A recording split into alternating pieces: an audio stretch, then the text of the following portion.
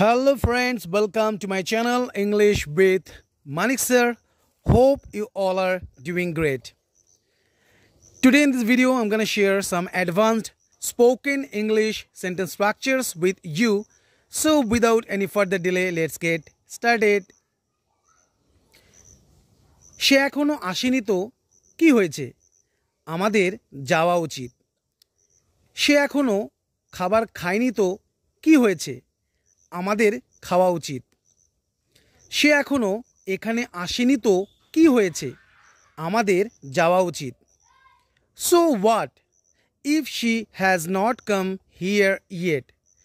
We should go.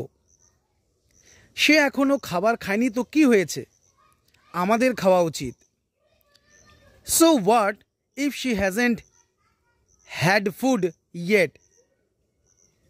We should eat.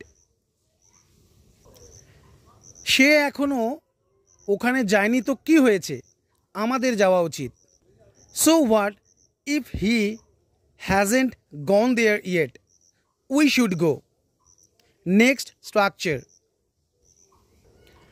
আমি আর কিছুক্ষণের মধ্যেই আমার প্রজেক্টটা কমপ্লিট করব I will complete my project in a matter of second.